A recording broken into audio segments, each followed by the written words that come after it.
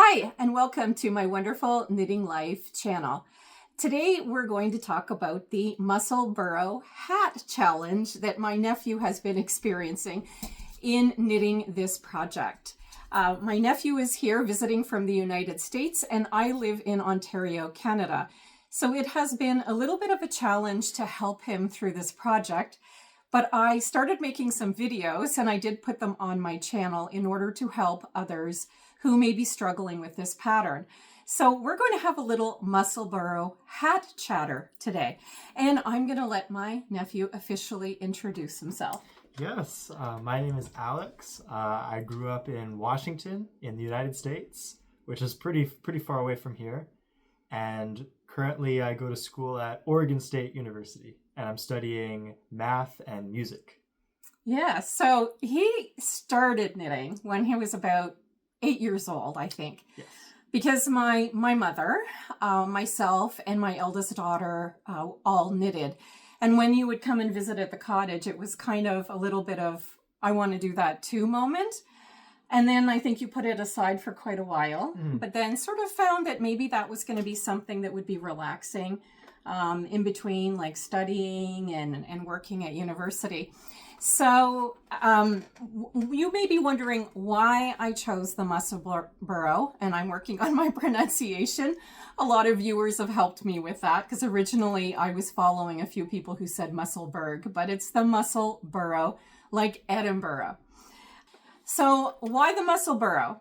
Well, the reason is it has an awful lot of people who have made this pattern, so it has been extremely well tested. And that can be something that is a fantastic thing for a beginner because sometimes there's little hiccups in patterns. If you're the first, 500 to knit it, you might hit a roadblock and you don't really know that it is a little hiccup in the pattern. So I thought this one was a really good one. There's also a lot of resources online as well, people chatting about the pattern and what they think of it, how they've adjusted it. So that's why I sort of narrowed in on that one. I made a Musselburgh, a beautiful orangey yellow one, all on one side, and I white striped the other side. And my experience was fantastic. I used a 3.5 millimeter needle for mine and sock weight fingering weight yarn. Just so you know, if you haven't heard of this pattern before, it is made by the designer Isolde Teague. She also has many videos that she's made about this pattern that are really helpful and supportive. And I made a few as well, kind of to simplify the pattern, given that it has make one lefts, make one rights. And I put in a few tips and tricks to my 3 videos. So if you're interested, I will link those below in the show notes. If I was to knit it again, given that my gauge was about a 7.5 stitches for each inch, I think I will personally go down to a 3.25 millimeter needle just to get a little bit of a tighter gauge, which I like with a winter hat. It is quite cold here in the winter, so a tight knit is something that is really, really useful to wear outside, as well as the unique property of this hat, which is that you knit it double, and we have one here to show you in a minute. It's knit in a big, long tube, and then you sort of push one into the other, so the whole thing is doubled. And then if you decide to flip up the brim, you have 4 layers that go around your forehead and your ears to keep you super warm. But I want Alex to have a little talk about his journey with how he got started, and he had quite a few roadblocks. He has finished it, so he'll show you that as well. Yes. So this is the 3rd hat that I've made. I made 2 of a different pattern, but this is the first Musselburgh that I've made. And you want to hold it up so it's sure, yes. So as you can see, it's this cool purple, has some green in it, some blue, and some more darker shades of purple. And this is going to be a gift for one of my friends, or I might just keep it for myself and make another. I'll have to see. And the thing that I really like about it is that it has, as Margaret said before, it has two different modes. So this one, you know, the lavender, the lighter purple, is pretty prevalent. But as she explained, I can pull it through. And let me just flip up the brim. And there we go. We have a completely kind of different hat with more darker purple and a little bit less of the lighter lavender color. So yeah, it was a very great pattern. The Margaret's tutorial definitely helped a bunch. Here you can see the whole thing when it's unwinded. Looks a bit like a big deflated football. But yeah, I mean, it was a great pattern. It took me 5 days, but those days I was spending at least 3 hours. Constantly knitting. And yes. And this is a unique self-striping yarn, which really is very motivating. Yes. With the changing of colors. But Alex casted this on a number of times and knit a little bit and ran into quite a few roadblocks when he was in the US. And then he restarted it when he got here for the holidays.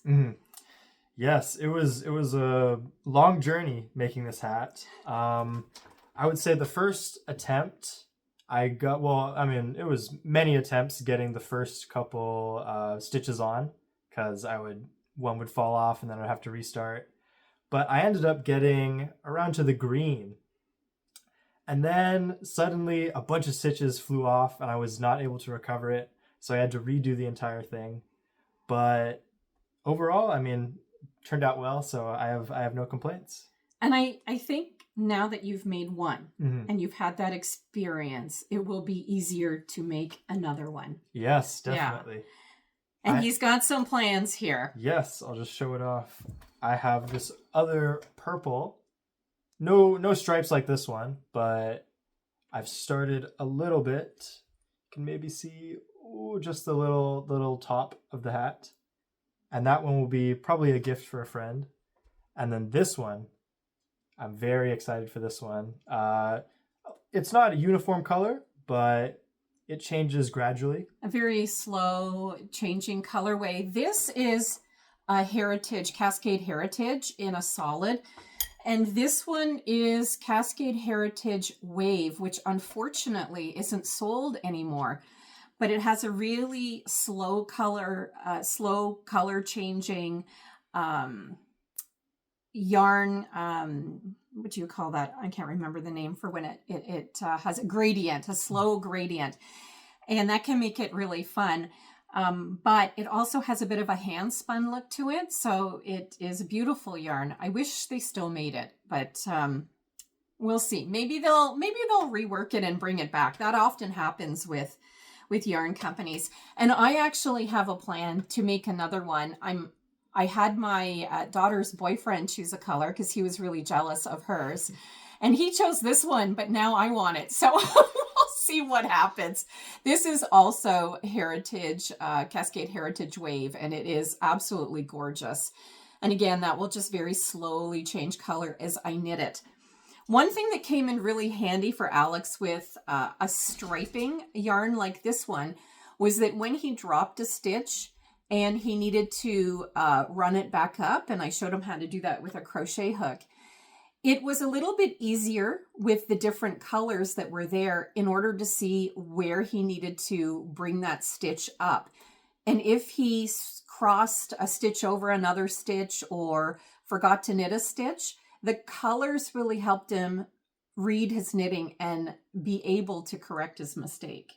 So I would recommend something like this for a beginner knitter because it's so much fun, but it does make it a little bit easier to see your mistakes and what's going on with your knitting. For those of you who might be beginner or early intermediate knitters and you don't have any support at home or emergency phone calls with your aunt, I have a couple of suggestions for where you can get help for this pattern. There are, like I said, a lot of videos online on how to cast this on, and there's many different ways of casting it on. Some a little more complicated, some more easy. So if you just do a search on YouTube, you'll be able to find a whole pile of resources that way.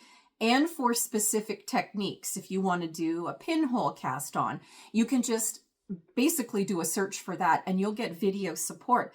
But you can also join community knitting groups. And I just moved here and I wasn't sure if I was going to find one of those, but I have now found two that I'm a part of.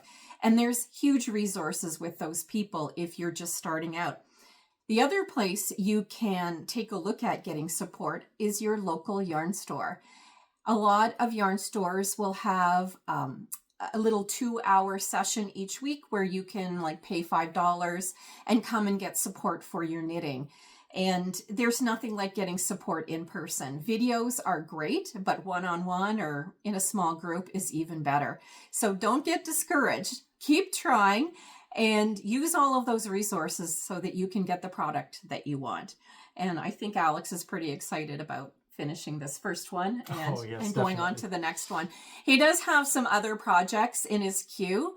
I got him what is called the Harvest Blanket, and it's more of a throw from Mary Maxim, which is an online store for me. I do believe they have an in-person store, but it's not near me at all. And you can pick up a lot of wonderful things for beginner, intermediate knitters and crochets there. And this throw has basic stitches in it, so he'll get lots of practice with that sort of thing, and it's just beautiful colors. Anyway, thank you for joining us for the little Musselburgh Hat Chatter, and I hope that your hats are going really well, and I will be back in the new year with a regular episode. Thanks for watching. Happy knitting. Bye-bye. Bye.